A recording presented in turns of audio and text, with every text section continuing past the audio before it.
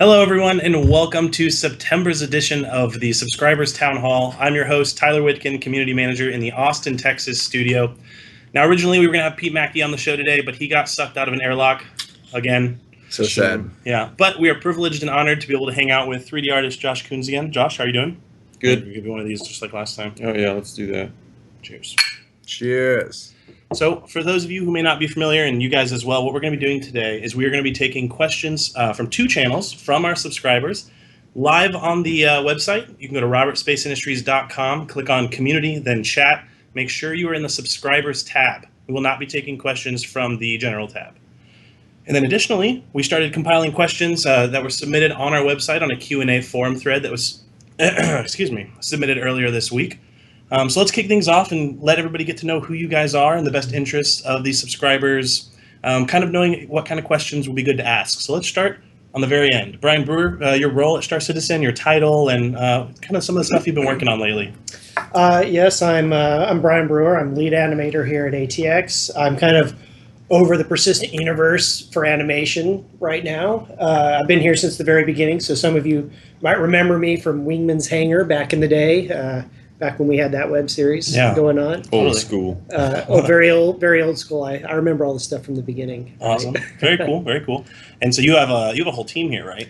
I have a small team. Yeah, one of our animators just went out to LA, but Vanessa. Yeah, Vanessa went out to LA, but okay. I've still got David, and we got the ship team here. So pretty much all animation for ships comes from ATX. Okay, cool.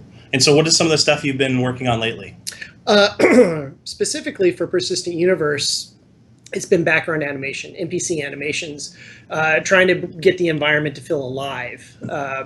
So if you go to someplace, you'll see NPCs doing little NPC tasks, of like fixing things or doing things. Or a lot of animations for the PU. Lots and lots of animations. It's solving technical hurdles and trying to put in thousands of animations that we've done over the years, which you guys haven't seen yet, but hopefully soon you'll see the labor of what we've been doing. And you guys have been working with designers and AI team to hook up the animations you guys have been doing through the usable system, right? Totally, yes. Cool. So before we move on to Jake Ross really quick, I just kind of wanted to follow up with what you said. You said you've been here for a long time. Very long time, has a lot changed with the development pipeline? I mean, you've seen the company grow. Yeah, I mean, being the first animator on board here at CIG, I set up the initial pipeline. I came in and I worked with some of the questions that were on, I think, the forum. I kind of like glanced at things that we were working on way back then. I can probably answer. Yeah, no, that's awesome. It's like your baby, the animation pipeline. Yes, I remember that. Yes, that's in the works. We'll get to that in a little bit. But, awesome. Very cool. And immediately to your right, Jake Ross, I'll let you take the stage. You introduce yourself. Yeah, I'm Jake Ross, producer here in the Austin studio. I primarily oversee the development team here and also manage the live release process on the US side of things. So that's kind of my gig here. So it's kind of like you have your hands in everything, all the various teams. So you kind of have like an overseeing eye of what's going on. Yeah, kind of to an extent. If it touches something here in Austin, I'm supposed to be intimately aware of it. So anything related to the ship pipeline for these guys, and in the ship animation team, and then the animation pipeline in general, AI, because a lot of these guys are doing animations that will hook up with the AI system. Design in general. It keeps the ship running. The ship running. No pun intended. So what have you and the teams that you've been working with been focused on lately? Well, right now, as Brian mentioned, we're working a lot on the working with AI system or AI team to get the animations hooked up for the Persistent Universe background animations. A lot of working towards CitizenCon to show off something at CitizenCon. It's going to be awesome. And we're also working very vigorously to 3.0. The design team here specifically is working on a little bit farther out future work for planning for that release. So fantastic. Well, it's all good. And then of course, you guys don't really need an introduction. You just saw him on RTV recently. 3D artist Josh Coons. So Josh, you recently got involved in a Reddit thread about the Cutlass. Yeah. Yeah. So are you working on that now, or tell us what's the scoop with the Cutlass? Right now, technically, right now, I'm doing the LODs on the Herald, which is just something that has to be done. Because that's like one of the final phases, right? Yeah, but while I was waiting on a little bit of back and forth between tech design hookup on the Herald, I was like, yeah, I'm just gonna go ahead and start the Cutlass. So I started white boxing that out, and it's got me all excited. And yeah, the Reddit thread, as you mentioned before, popped It in there. seemed to get you amped. Like I saw, because I read it all the time, and I saw your name popping up all throughout that thread. Yeah, I like to answer like questions, and when people are on there and they're saying what they want, Mm-hmm. and when I see that it's lining up, both when it lines up with what we want, what we were going to do, we're like, oh yeah, we know that's messed up. It keeps us on track with the public and in-house, and it also brings to light other things that we weren't even thinking about that the fans and backers want with this ship. Yeah. So it gives me a good a litmus test on the Cutlass, what it should be, what you guys want out of it, and yeah, I think I've read every single post in there. Yeah, no, at first I thought maybe you didn't know how Reddit worked and like you had to reply to I every didn't. single message. Well, it was okay. Well, then that's fair. I'm a Reddit noob. But no, it was really good. I think that you made a lot of people, Cutlass owners specifically, really feel at ease and know that the ship's in good hands. And I mean, I can tell you guys firsthand just from talking to Josh about working on the Cutlass. He's really excited about it, and so I think it's going to turn out really good. Well, yeah, I mean it's the fans' fault. Yeah. They put down what they wanted, so I was all like, yeah, I want to do that too. Yeah, awesome. Yeah, a lot of good info in there. Yeah. Keep going. And it was you and both Matt. I think it was Intriri and Matt Sherman were commenting. I think Matt went on the forums as well. So yeah, it's getting a lot of love. Matt did get on the forums. Yeah. So for you guys that are watching the stream, again, just to reiterate, robertspaceindustries.com community chat. Make sure you're in the subscribers den. Go ahead and get those questions flowing in. We also have questions, as I mentioned, from the forum thread that was posted by Alexis earlier in the week. And so I got those printed out right here. So while the questions go ahead and start flowing in, let's go ahead and kick off with some of the questions from the forums. Here's one. I've kind of condensed what the question was, but we hear a lot about the importance of using metrics. And so, Brian, this one's directed at you because I know we've talked a lot about this. With animation, can you kind of go into detail what it means when you say that using metrics is important? I'll use a very simple explanation of this. If you have a chair and your character has to sit down on that chair, and you have one chair that is like 25 centimeters high and one chair that is 50 centimeters high, you can't have an infinite number of animations that sit down on all these different chair heights. You need one chair height. So that in our game it's 0.5, so half a meter. Okay. 50 centimeters. So every animation where if a character sitting in a chair is going to sit down at that. And everything in the game needs this. Everything from going through doorways, getting into ships, anything that the character or the player can touch or interact with needs some sort of defined measurement so that we don't have to create an infinite number of animations, which has kind of happened in the past because ships would come in and they'd be like all over the place because we're in such a fast development. But over the last year, we've really been able to sit down and we've been able to define a lot of these metrics like ship cockpits, how to get in and out of ships, elements in the universe that you want to interact with and come in contact with. So it kind of just unifies everything. So where if you set a character to lean on something, you know that his elbow is going to rest in the right place. Exactly. Otherwise, you're going to be like hovering over right, it, some collision or issues, clipping through it, or okay. Like even in a situation like this, where if you had 4 guys sitting in a bar, like ordering from the bartender, and they're this close, chances are you're going to be like clipping through the guy next to him. You need to have a little bit of space there, because what happens if some guy wants to come up and sit down? He's going to start clipping through the bar stool next to him, that sort of thing. And I guess that same thought kind of goes even beyond just animation, right? So Josh, with ships, you probably have to utilize a lot of standardized metrics as well. Oh, yeah. Just to make sure that characters can fit through proper doorways. I know we have a few bugs right now with some of the Mustangs that have interiors, and with the Avengers. And I think Matt mentioned online that they were getting those ironed out. But I guess a lot of metrics are used when modeling ships as well. Yeah. Oh, absolutely, and that plays into a question right here. Oh, yeah. Sure. Which one do you want? Which one would you like for me to ask? So that one was on the design, the look of the Herald computer station. Yeah. And what I was going for. So they were asking, which one was it? Just so we can say the full question. Right there. It's when designing the look of the Herald computer station, what were you going for? So what I started off with was literally Brewer had done a block out for the metrics. We have a sitting console metric. Yes, it's the sitting console. Defines the chair, how the chair moves, the console that the character sits at, the actual volume that the character will come in contact with for pushing buttons and what have you. That's so like the first step. So the block out that was there wasn't on Brewer's metric.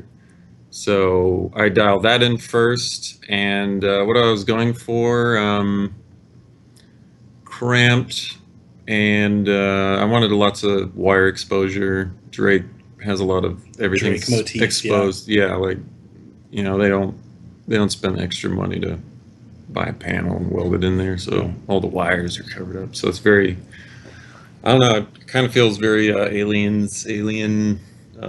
industrial tech type feel. That's what I was going for. Yeah, it turned out really good. And then actually, the fact that you guys just started kind of going back and forth with how you guys work together feeds perfectly into one of these other questions. Somebody was asking, how frequently how frequently does one discipline work with another discipline, right? And so, like, does an artist often have to work very closely with an animator or whatever? We talked a little bit about this with Chris Smith and when he was doing the new Hornet and how he had to work with design and make sure everything was in line. If you're a good artist, you always talking to everybody else. Yeah. All the departments. So for animation and art, I mean, you guys gave the example of metrics, right? So are there other instances where you guys need to be in line? Yeah, definitely. In fact, whenever I talk to students in school and they ask me animation questions, like how important is it to know modeling and rendering and all these other things, I always tell them the same thing. Whenever you're doing something, whatever it is, whether you're modeling a ship or animating a character or building a character, it's always good to know what comes ahead of you in pipeline and what comes after you in pipeline. So as an animator, I know modeling and rigging. I know I'm kind of a generalist in the sense that I can do it all. I know some people specialize in just animation. They don't care about anything else, just let me animate. But I think it's very important to know what comes before and after, especially in a production like this, because if I'm handed a character and I look at the topology on the character and I can see if it's going to break. Yeah. So I immediately send it back to modeling and say, we have a problem here, we have a problem there. If it's something like a ship, that we're getting ready to work with, I kind of know the ship pipeline side of things. I know what is required of us from animation to get ships up and going, or something in the persistent universe with an NPC interacting with an object. And because of that, it makes people downstream's life a lot easier. Yeah. Yeah. The more we communicate, the less free work there's going to be done. If Brewer sets up a metric for anything, then I know what the rules are, what the spaces min-max has to be, and it just makes everybody's lives easier, and it makes getting the ship done way faster. It almost becomes like a Lego piece, like a plug and play. Yeah. Like, I've got this piece, I need to fit it in. All right, now make it work within the bounding box of this in particular template. And once it's established, we don't have to ever think about that again. So it makes our jobs more fun, because then we can just concentrate on making things look good. There's less stress and worry about, am I getting it right? And then, am I going to have to fix this later? Exactly. And so in the same vein, so you guys are talking about how important communication is. And Jake Ross, you're more than just a handsome centerpiece at this table. So when it comes to communication and helping as a producer for different disciplines, I mean, how do you facilitate these types of conversations? I mean, and actually let's back up a bit. Why don't you give us a little bit of kind of like a day in the life of how do your days look? Yeah, well, pulls out the whip. Yeah, sharpen my knives. You change yourself to your desk yet? Yeah, Yeah, exactly. He's kidding. Or am I? So yeah, and I actually think the Austin studio is best placed within all of our studios, because we kind of come in. It's nearing the end of the UK's day. It's at the very tail end of Frankfurt's day, so we can still communicate with European time zones. But then towards the middle of our day, that's when the LA folks start coming in. So we're kind of in this centralized time zone where we can interact with and communicate with the other studios a lot easier. And a lot of that is my day. I have time to come in the morning and check my email, make sure everything is there's no fires to put out. And then we have our meetings, our global meetings, where we all get together and we discuss as production, like what are the issues for the latest live release. If there's an event coming up like CitizenCon, like okay, we're preparing for CitizenCon. How's that going? What are the blockers there? I can hit up the global pipeline producers, which majority of which are in the UK. The ship pipeline producers, Luke Davis, who's in the UK, and if there's something that needs to be handed off to animation, or if there's something that is they found it as an issue, like oh well there was an issue with the UI screens in the Herald that we had to talk to you guys in the UK about. I can help facilitate that if I need to, whether that's starting up an email thread or actually getting everybody together on a Skype chat and setting up a call. I know, like this morning, just this morning, we were talking about setting up these what we're calling usables, where an AI kind of goes up to an object, and through the usable system, the subsumption editor that Tony Zervek designed. An AI can walk up, play an animation, and interact with something. And there were just this morning some issues that we were running into, metric issues or not metric issues, but the bed animations that we were kind of running into problems with. And we can facilitate and talk to the people in the UK to say, hey, there's an issue here. What can we do to solve it? What do we need to do in the morning to try to solve this before you guys leave for the day, so that we're set up for success for the rest of the day? A lot of that is our morning here. It's actually really interesting. I mean, we talk about communication. I think it's very easy to think that it's nearsighted, where you're just working with the teams in your studio, but we really do have a follow the sun approach. I mean, if you look at our build system, we have our builds deploying and kicking out in intervals. So people the various studios have builds at the beginning of their day. With all the sync meetings we have, it really feels, even though we're all around the globe, it's very unified, and that's due to successful communication. Yeah, and that's what production is primarily there for, especially in distributed development scenarios like this, is that they make it so that if we're doing our jobs right, the developers don't have to be enveloped in email and Skype and meetings and communication as much as they need to be. So if we're doing our jobs right, we're the ones who are facilitating communication and figuring out things from various leads, so that developers are free to work. A lot of scheduling. So very cool. That's a fun one.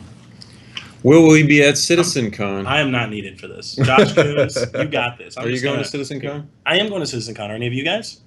Unfortunately, no, not this year. I was not making the trip. scheduled to go, and I really, really, really, really wanted to go, but CitizenCon happens to be on my child's birthday. So that's a fair excuse. And it's his first birthday, so I really can't go. That's I really wanted to go. What better way to celebrate his first year than bringing him to CitizenCon? Is there an age limit? I don't even know.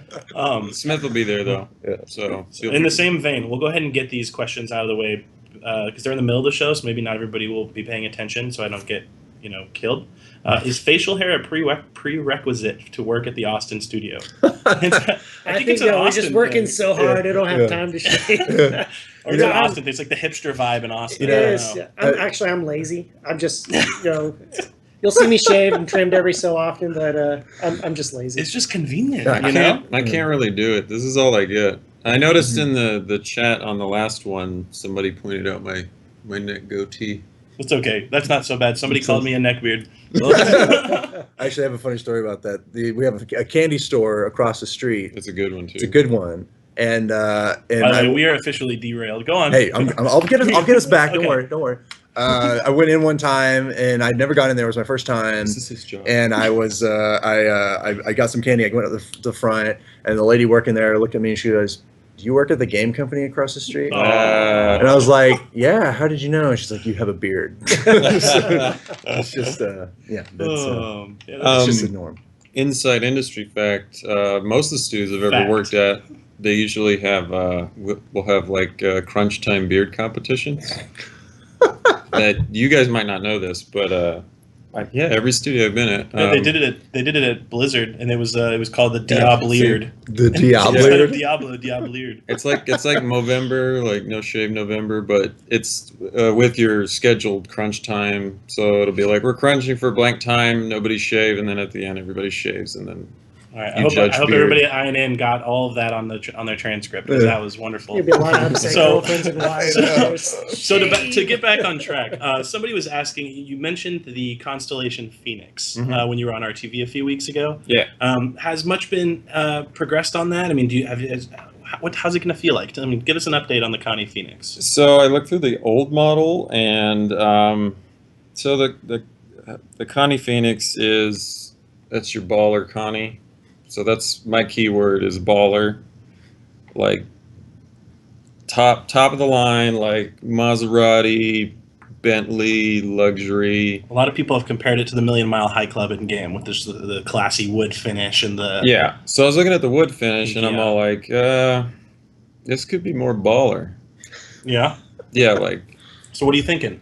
So I was looking through car concept designs for I think Bentley had some of the best, but they do use wood on the interior, and I found a couple of wood patterns that I really want to use. I think there's too much wood in there, and it should be more used as like a nice trim, and I'd like to bring in some more baller materials, really. Baller Baller material. I like the materials. white and I like the wood, but I'm gonna do some research and find out like probably what the most endangered tree on the planet is, and then see what that looks like, and then I'll use that because that's baller. But in the game, he's not going to cut down any endangered trees. Just for clarification, Just Yeah, for this no is- endangered trees were This harmed. is Star Citizen canon world. Yeah, in Star Citizen, this tree's probably already dead. Yeah. It's gone. And They genetically engineered it, and that costs a lot of money, which is that's baller.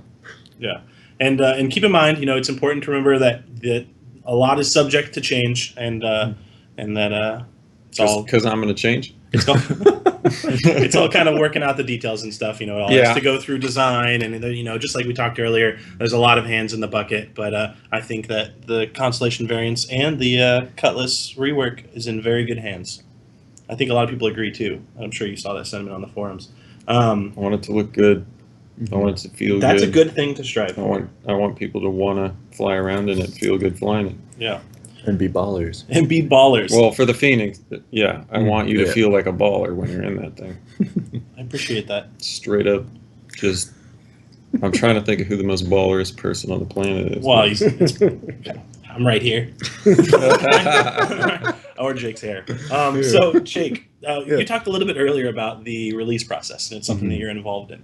So we've talked to the community about the release process from a DevOps standpoint, and even from a QA standpoint to some degree. What's it like for production? I mean, how do you guys figure out when you have a good build? Just how does that process look from a production side of things? Yeah, I mean, as per usual with production, there's a lot of communication between the U.S. and the U.K. and who are primarily the live release studios. So I have a counterpart in the U.K. who kind of heads up their live release process for Europe.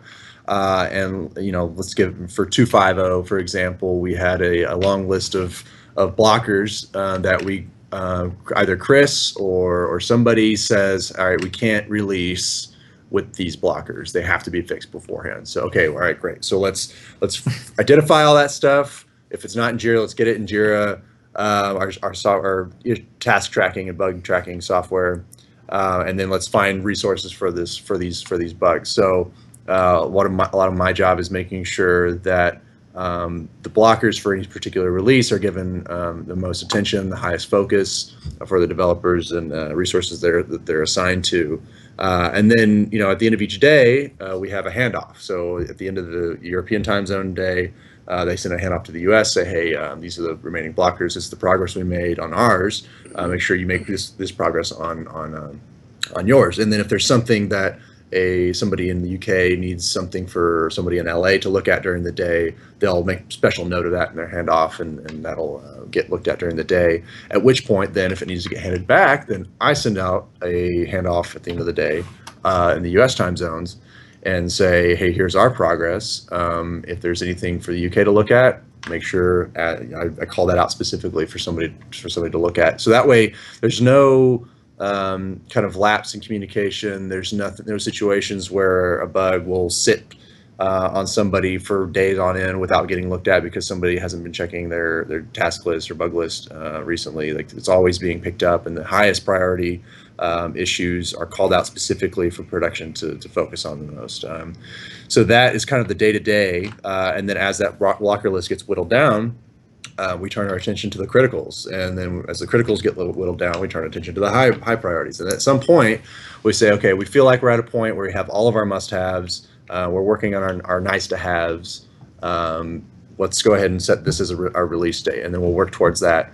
And then, and inevitably, some things will crop up that we didn't foresee, either because somebody fixed a blocker bug, which peeled the layer of the onion back and released 3 more bugs, that we didn't know were there. And so inevitably something like that will happen where we go, okay, well, we aren't where we wanted to be at this point in time. Let's go ahead and push that release date back, because the blockers have to be gone. They just do. And sometimes you just can't foresee or schedule for things that you can't plan for. So unfortunately, it's just the reality of our live release process. I know here at CIG, we're a lot more forthcoming with that kind of information, where we let you guys know and keep you guys updated on a lot of the stuff that's keeping us from getting the content in your hands. But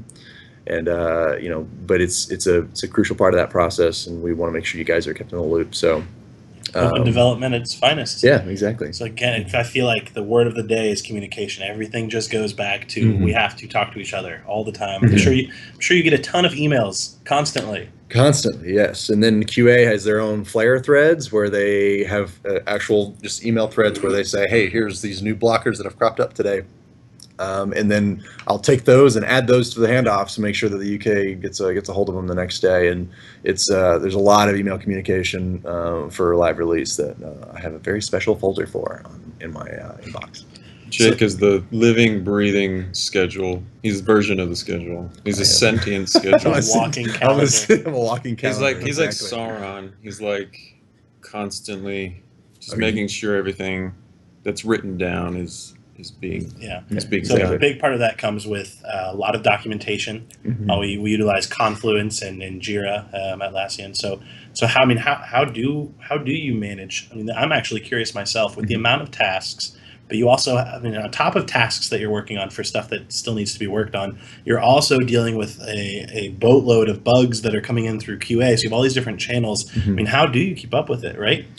Yeah, it's a lot of just being on email all the time. I have a laptop I take with me to every meeting and make sure that I'm constantly on top of the bugs that are coming in. Luckily, we have a horde of producers across the company who all have their own areas of responsibility. So, and QA has a bug assignment page that if I get a bug that comes in for a ship, I know to send that to this producer because he's the one who's in charge of distributing those. And so, not everything comes through me, which is good because then I would never get through my emails ever, and that would be my sole job would be to do that. But so luckily it is distributed, so we're not being overwhelmed at any one point.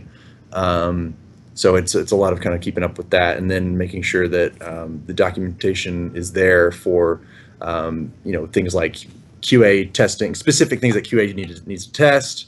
If a feature comes online, and it's ready for QA to test, making sure that QA has proper information for what steps they need to take in order to fully test this feature, what things aren't ready to test yet so that they don't bug up things unnecessarily. But making sure that, look for these things. If these aren't working, make sure we put in bugs for these so we can get them to the correct developers. So it's a very complex system. I mean, coming from QA myself, it was at first it was overwhelming because I wasn't used to having so many different things that you needed to pay attention to all the time. But you get used to it, like riding a bike. One of the things that's really interesting that a lot of people don't realize is like when QA writes a bug, it's not just fill out all the details and submit it. it goes back to our documentation. So we have specializations for all the producers that are covering different things. Like, well, Jake might focus on the PU, or Mark Hong might focus on ships or whatever. And so the QA testers need to know which producer to assign it to, and then the producer needs to know which developer, I guess, has the time and can and whatnot, can work on it. And so it kind of travels through a pipeline, which leads perfectly into this next question. And I think we've dealt with this kind of before, but somebody says, how much impact does it have when midday you have a blocker that requires interaction with maybe one of the European studios, and maybe they're out? Yeah, and that happens all the time. All the time, you know. It's just kind of you know, it's a part of the being a distributed. You know, you just, if people are already gone for the day, you kind of just have to include it in the handoff and say, hey, weren't able to really diagnose this problem. We need somebody to look at it tomorrow. Sometimes we get to a point where we say, okay, well, I know the person who usually works on this type of thing is in the UK or in Frankfurt, but I know there is somebody in LA who is at least familiar with this process or with this feature. So let me ask them, see if they can diagnose the problem. So that way we have the diagnosis ready, we know what's wrong, and that way when that person comes in tomorrow in the UK, they have the information they need already. They don't need to go in and dig. It's all laid out for them. And granted, we try to be sensible about that. We don't want you know, LA to be the ones, the programmers in LA, Paul Reindel's team, to kind of be the people who spend all their time during the day diagnosing things for the UK, because they're perfectly capable. It's of funny doing you mentioned themselves. Paul Reindel, because he is like a wizard, because he's so well rounded. Yeah. And so a lot of the times that specific issue happens, you know, it does fall on Paul Reindel's. And he is my go-to guy a lot of the times for that kind of thing. It's the same with Mark Aben. You know, some of these guys, they're just really well rounded, so they can help out with a lot of different things. And as a producer, it's also my job to know, okay, I know I could go to Paul and he can get that information, but the cost of, you know, him diving into it and figuring it out may not be worth the time that he would lose on a feature he may be working on. So that's a kind of a decision I have to make during the day, is saying, okay, I don't want to not waste Paul's time, but spend Paul's time looking at this issue when he's working on this this other feature of his own. So I'm just going to go ahead and include that in the handoff and let them do the diagnosis tomorrow when they get in. So it's not just knowing all the tasks and all the bugs. It's knowing who they need to go to, who has time to do it, who can do it efficiently, who specializes and is good at one aspect of the job. So it's a lot to take in. So that's impressive. So speaking of efficiency, you know, I think I may contribute to this answer as well. What tool has increased productivity the most / blown the most mind? So I'll kick this off. Just for me, when I was in QA, it was a tool that we used called Copy Build, which back in the day, when Copy Build. back in the day, at the beginning of the day, when you needed to build, to test or to work on or whatever, it was a very manual process way back in the day. Like you would connect to our network drive and be like, okay, I need a bin 64, I need a data folder, a tools folder, Copy paste. Make sure to grab the exe, and so, you know, it's easy to grab the wrong thing, or, you know, it's just and so eventually we got a tool called Copy Build, which is awesome. And it's just getting better. Copy Build is basically drop-down menus. I need this build with this change list number. You know, I need a profile version or a release version, which is like a dev build or the same kind of build that players get. It just made the whole process a lot easier. And then, you know, you heard we would talk to Mike Jones recently with the Delta patching, that things will be a lot faster, even like improvements coming to Copy Build, just with not having to recopy a new build every day, but being able to just grab what's new incrementally. So that's it for me. I mean, what about you guys? Do you guys have any proprietary tools or anything that's made your lives easier, or it's I mean, tool specific that we built for us, or like tools that we use? Well, I suppose any tool, really, just something Tools that that came you online use, that made your life, you know, a Oh lot my easier. God. The best tool So many. that I've ever used, and I found it a few years ago actually, is a program called Direct Folders. It's a way of bookmarking anything on your computer, and it works in browsers. So if you want to go to your whatever program you happen to be in, doesn't matter, open it up and you want to navigate to a specific folder they have a bunch of assets in, first of all, you've already bookmarked it, right? So you just go right up, you know, right click, drops down. Amazing. Direct Folders is absolutely, hands down, makes me so much faster doing my work. I'm never having to hunt. Back when I was at ID, it was like nested folders within folders within folders, and I could never remember. I need to look at this. People remember freak out that. when you see my desktop. That was a good pitch, by the way. And you guys, remember, if you order in the next 30 minutes. and it's free. Oh, that's awesome. It's free. That's awesome. Anybody can go and download direct folders.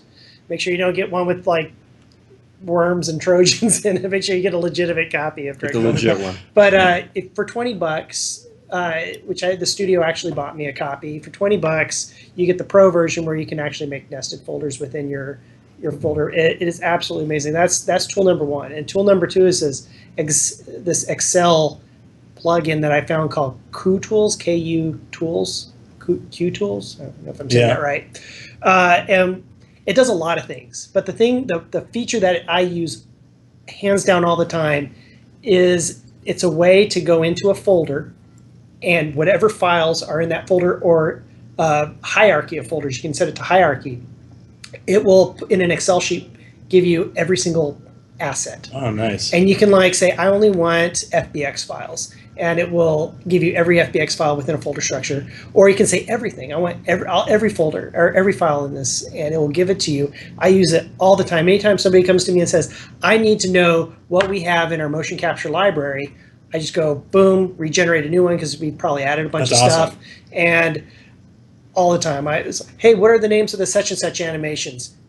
Q Tools, fold it up, delete the things I don't need, send them the Excel doc with all the animations. Yeah, so that set of tools seems like and really it also includes efficiency. hyperlinks too. So not only does it put it in there, you say, I want hyperlinks, so you can click on it and it will send you. How much are they paying you for this? I know. How much are they paying Brian's very excited about these tools. These tools are absolutely amazing. I mean, You'll be before it was like contacted hunting, shortly. You're like this copy, paste. intricate answer, and then Jake's just going to be like, coffee. Yeah, Coffee is right. You'll see Brian in a commercial later this month for Yes. Cool Tools. Q Tools and It's actually probably pronounced, gonna- it's somebody pronounced there is Cuddles, watching. actually. Cuddles? Cuddles. Yeah. Cuddles. Yeah, they're going to reach out to you. For the ship team, it was when the damage shader system came online.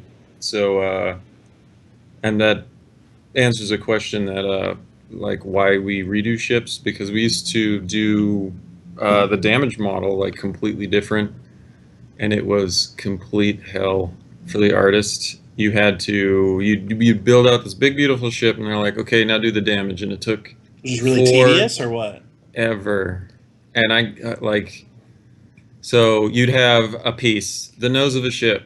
That's a part in the game. You'd have the pristine, then you'd have damage version 1, 2, 3, 4. So it'd be 25 damage state, 50% damage, 75, 100% means it's blown away.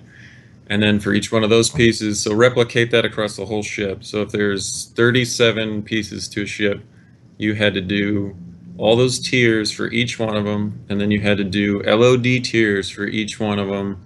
And when the damage shader came online, not only did it make it to where if I shoot at a ship, it literally puts your bullet hole in the ship, and you can, paint smiley faces on somebody's hull. But it also made it to where we don't have to make damage pieces like that ever again. And that saved us like, Months. I don't even know how long it would have taken to do the Connie. Like all the damage in that hierarchy would have taken so long. I can't even fathom it. It could Yeah, take months. a year. It could Months. take a year to do all the different damage states. Yeah. The damage state system and the way it was set up back in the day was, it worked. So it's just a testament to how the pipeline Yeah. evolves. It was just a better way of doing the same thing, which gave us even more detail and for less work. Those are the best tools when they come out, are the ones that let us go, oh, we don't have to do that anymore, and it looks better. Sweet. Yeah, that's just those kind are of the the good benefit days. of time, right? As tech comes Yeah. online, as we do things, we learn, what could we do better? There's a lot of post-mortem discussions after an event, after a release, after pretty much everything. We like to analyze, here's how it went, here's what we did, how could we do better? And it just, caters to that reiterative process that game development's all about. So Josh, to backtrack a little bit, so we talked briefly about the Cutlass. Do you have any updates on maybe kind of a vision of where you guys are going with it? Any changes that may be happening to the ship? And of course, this is all extremely subject to change. You're just starting to work on the Cutlass, and so Don't So- assume it'll stay this way, but So when we're doing these changes, so I usually get assigned a designer, and then that designer and we both Chris Roberts at the top. So what we do is me and the designer will kick back and forth, and this is why I like that Reddit forum so much, is because we can go in there and go, hey, that was really cool. You want to try that? And they're like, dude, that's exactly what I was thinking. So we will kick back forth ideas. Now, if those ideas deviate from the original plan, that's when this just happened the other day. We had like a list of features we wanted to do, some of which would simplify the pipeline for the Cutlass and all the variants. And then some of them are just like, yeah, we'd really like to do this. And then we run those by CR. And then CR is either hands up or down on those.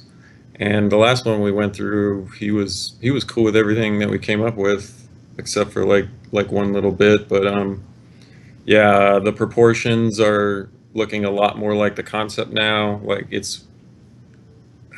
I don't want to be doing the damage states on the Herald. I want to go back in there and work on the Cutlass. yeah. Like, No, it's funny. I'm having so much fun working on it. I saw when that Reddit post came up, Josh messaged me and was like, "Hey, I don't know how to use this website, but I'd like to answer people." And so I walked him through it. But it was like he was working on the Total Herald. Reddit He was getting started on the Connie variants and all this stuff.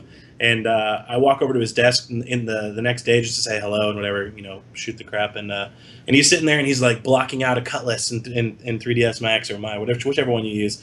And I was like, man, you're really getting amped about doing this ship, aren't you? And it's the same reason that we love going to Bar Citizen events. It's the same reason we're excited about CitizenCon. It's the interaction with all of you guys is what recharges the old battery. Yeah, I like fixing things. I like when people are like, I don't like this, or I'm unhappy about this. Can you make do them something baller. about that? And then and then polishing it up, and then people are like, whoa, where did that come from? Like, I love doing that.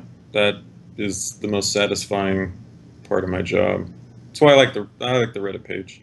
Yeah, totally. So you guys give me a lot of good feedback, and I like answering people's questions because game industry, Cool. it's secretive. That's why I like this studio, because we're allowed to talk about most things. Yeah, totally. And one of the unlike reasons that other game studios. One of the reasons I interject and remind people that this is very subject to change is because it's very easy to fall into the pattern where, we say the constellation is going to have just wood as a trim or something of that nature, and then we These are all change it, plans. and then people come Plans. back and they're like, oh, that's not what Josh said on the town hall. But it's all when we talk here, I hope everybody understands that it's this is kind of where our heads are at, where we're thinking, where the visions lie. But a lot of it changes over time because that's the nature of iteration. That's the nature of game development. That's Yeah. actually exactly what I said, like back in the day, like episode 3 of Wingman's Hangar, or whatever it was that I was my very first interview or whatever. It's people who are not in the game industry. This is like a great, inside look at what kind of goes on behind the scenes, because people who are not in the game industry don't realize when you start a game, there's all sorts of things that you want to do. There's certain objectives you want to have. Yeah. But over the course of however many years it takes to make a game, it changes. Yeah, totally. And Like everything your in scope life. changes. You figure out what you can do, what you can't do, and that's just kind of pretty much what we're going through here. It's like, does this work? No, not so much. Even though it's maybe a great idea, how can we do something similar to it? Yeah. Or No, totally, and it's one of Yeah. we go back and forth not only internally but like with the backers. Like that Reddit post was an example, but like for those of you who may not be familiar with our website, we do have a whole slew of forums dedicated to various ships and stuff, and one of the things we're actually starting to do and has kind of been happening is blocking out a little bit of time here and there for developers to go in there and really interact and engage with people. And I think some people on Jake's team are going to be doing that soon. And so check those forums frequently. They've been pretty active lately. I think the audio team jumped in there. I know Matt Sherman likes it in there. So Reddit's great. Our forums, all these different channels, we're kind of spreading out and just trying to connect and get feedback as much as possible. That's the beauty of iteration, right? It's just like communicating, like us communicating, me with animation and design and stuff, Back to that word of the communicating day. with the public as well is important just as much as it is in-house, because Yeah, absolutely. You guys help steer things in a cool direction, and a cool direction is the direction that people want. Yeah. So I try and be mindful of what it is people are asking of individual ships and stuff. Yeah, and of course, they we'll can't never get be alone. everything. Exactly. That's what I was just going to say. We can't You please don't everyone. you don't but want a ship to have everything. You a want weird transformer, yeah, like arms and leather shoes. yeah. You want specialized roles and stuff, and yeah, there so many good ideas. There was I think it was a C-130 pilot posted on that Reddit thing, and he posted That up was really cool. some pictures, and he was like pointing out like, that's what this is. See that thing up there? It covers these types of cables that connect up here. And I was just like, oh man, this is just good info. Yeah, It just helps me understand. that's what's cool about our community. We have a lot of Oh, we have yeah. a lot of veterans. We have a lot of pilots in our community because of the simulator aspect of our game, drawing them in. And so I've seen a lot of posts like that. Recently there was one on our forums where a pilot was going into detail about, now that we're doing atmospheric flight, let me explain to you how this feels and that. And it's really cool just to be able to get that level of resource from the community itself. So it's really cool. So Brian, there's a question I wanted to ask you earlier, and so I scrolled back up to get to it. Animations. So when it comes to animations, do you ever think we'll have intricate, detailed animations like one character interacting with another character, like playable characters, like high-fiving each other, and then to follow that up, or detailed stuff like will your guy actually flip a switch on or off or stuff like that? Yeah, I believe that's all in the works. Yeah. The biggest hurdle that we have to solve with our in particular game is the master-slave relationship of when I initiate, handshake, or whatever it is, the other character has to, play the same animation. You got to line them up, and there's all sorts of things to do. So is that something we're kind of looking into? With NPCs, it's a little bit easier because there's a little bit more flexibility. They're going to encode, navigate to a certain spot, and line themselves up exactly and shake each other's hands. You got more control. Yeah, where when it's a player who goes up to another player, and say me and Josh are in game, like we want to high five each other because we just like kick some serious ass on a map or something. It's That would like, be hey, cool. I'm gonna high five you. Then you'll probably have to go, okay, I accept the whatever. I accept your high I accept your high five. It's like, And then, High and then, five and then- do you accepted. accept this high five? and then the two characters would probably somehow align themselves to high five. Oh, that's really cool. But I mean, it really there's the gameplay element that a lot of animation, we have to think about is how much control is taken away from the player, and that sort of thing. And it's a balancing act, right? You want to have it look nice and look good, but you don't want to take so much control away from the player they feel like they're at, it's now no longer in game. It's a cinematic. You're watching. Now it's a cutscene. Yeah. It's a cutscene. I'm watching this like crazy cutscene of like handshakes. It's a quick time. It's actually Press V to handshake. Yeah. It's actually really funny you went that route with it, because there was a follow-up question that you kind of perfectly walked into, which was, about the camera taking over and stuff. A lot of people are wondering this is more ship related. When you walk up to a ship and let's say you see the use prompt and you use it, that it kind of snaps you in front of the ladder and then has you climb it.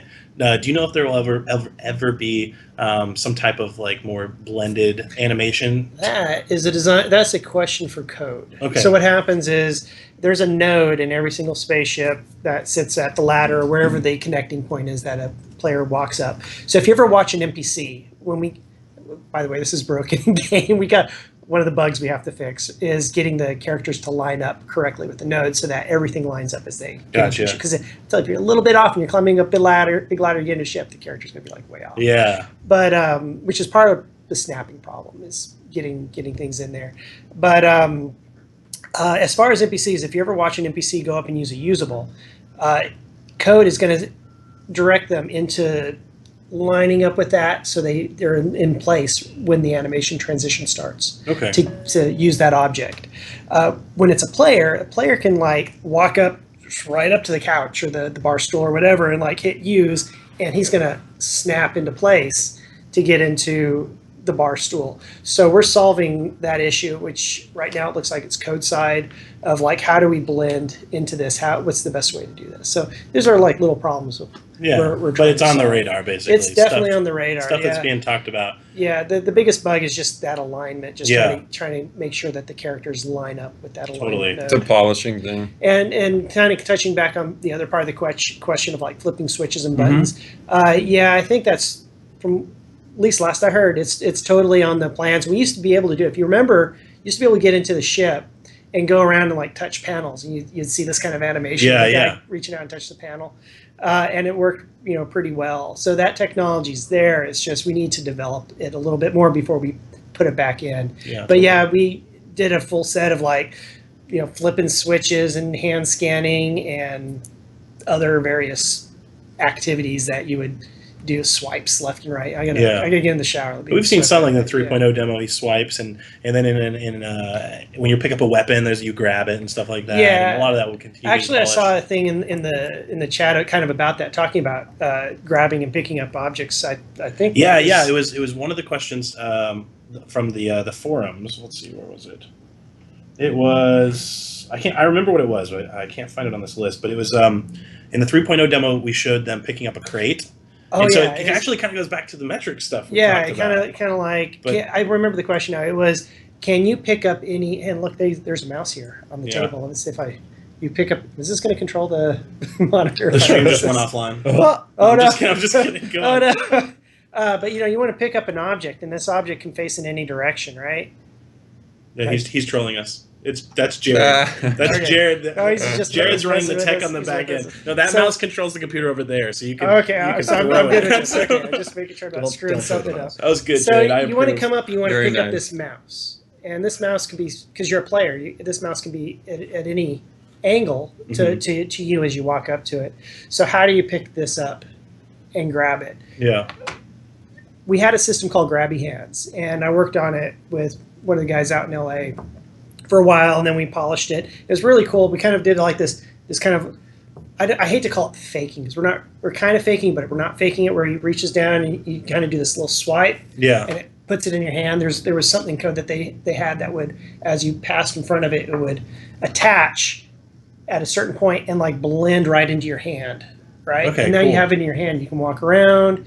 You could set. It was really cool when I was watching this. You could walk around. You can set it down on a box, then use the jack lift and pick up the box, and into everything like goes, and you can walk over to your ship. Yeah, and no, you that's set it awesome. down. So you got and like you a can tray fly. with stuff all on top of it. Even. Yeah, you could totally you could totally do that. Which is, if you want to fill a crate up with weapons or something, you'd be able to do that.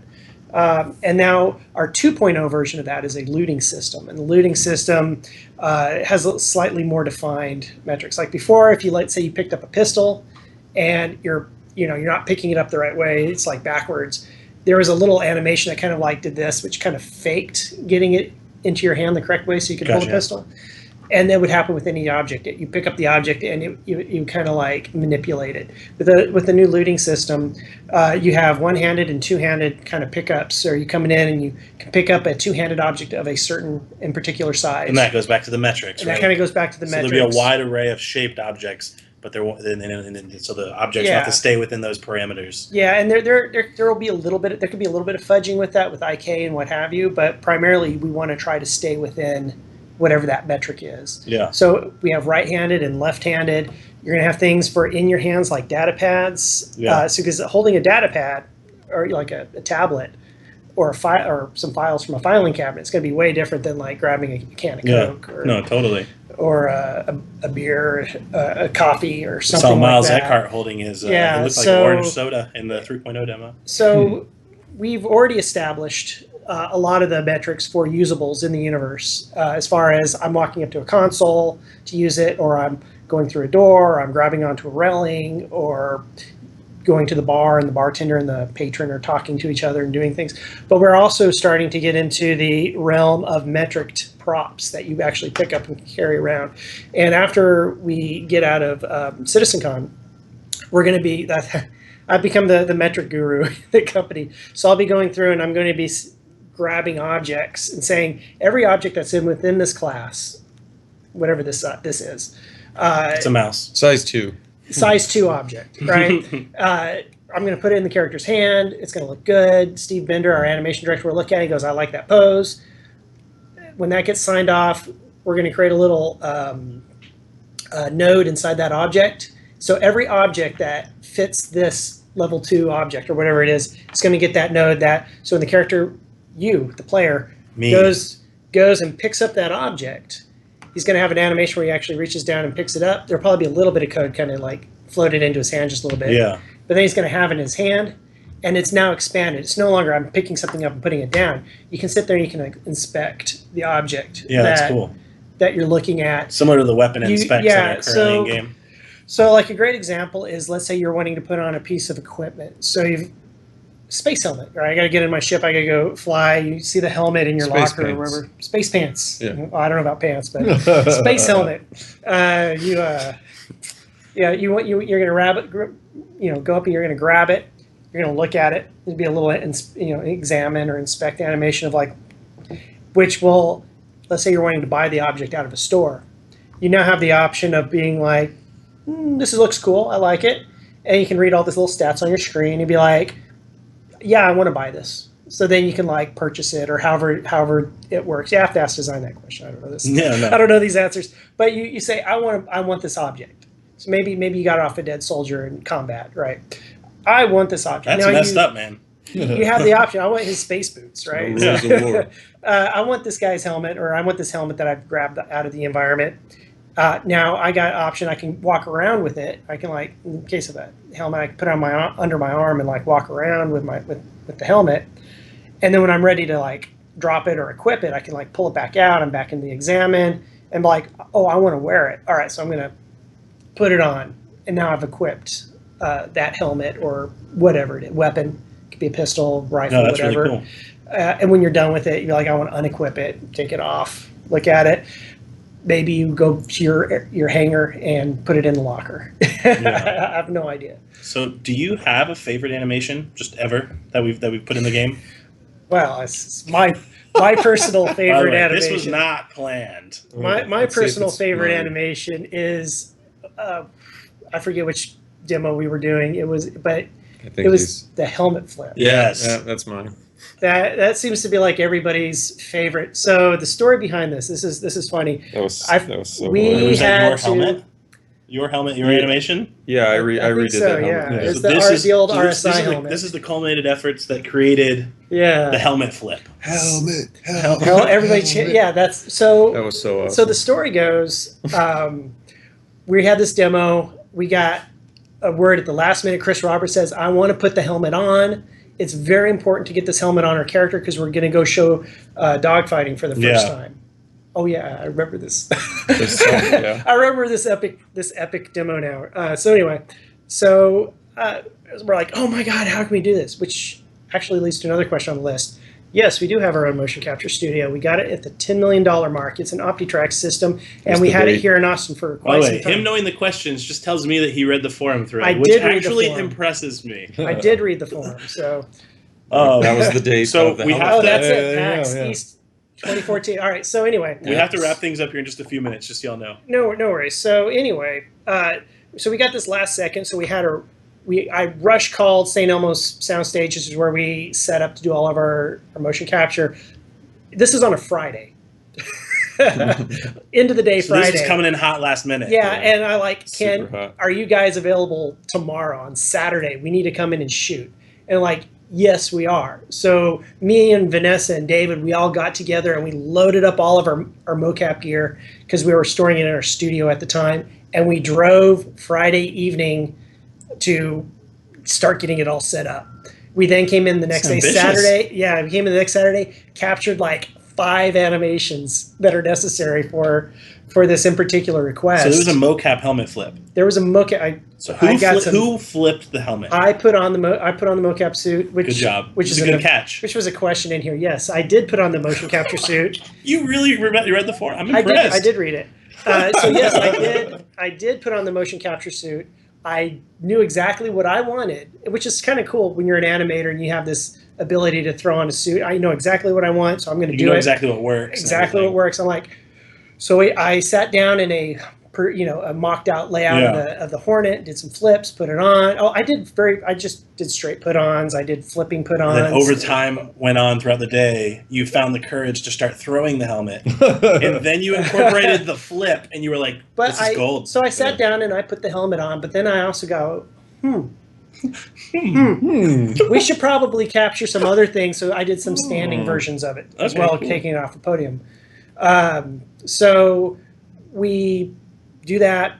Literally, like, we're there for like 30 minutes doing this and then tore everything back down. By the way, it takes 4 hours to set everything up and 2 hours to tear it down, and we spent 30 minutes just capturing stuff. But it turned out last epic. Minute, yes. And that chant made it all worth it, though. Yeah. So I get it in. I spend all this time putting on. Then I pass it off, and then Jay Brushwood, who was in LA at the time, did a little bit of more polish on it, just to kind of make fine tune a little bit.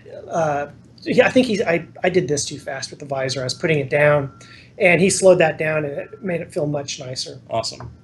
So anyway, then the demo comes up, and the guys come out, and it comes up, and everyone's like, whoa, you got flips and throws down. I was like, yeah. And then Chris is like doing the thing, and then the thing crashes, and he's like, oh, hold on, let me reboot.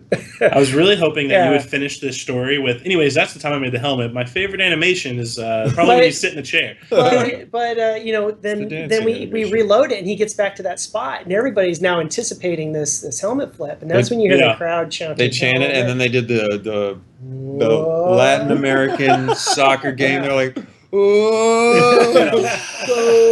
So on that note, that was awesome. I hate to cut this off. I'm having a blast. We could probably do this for another 2 hours. I could do this all day. It's a good time. I really appreciate you guys coming.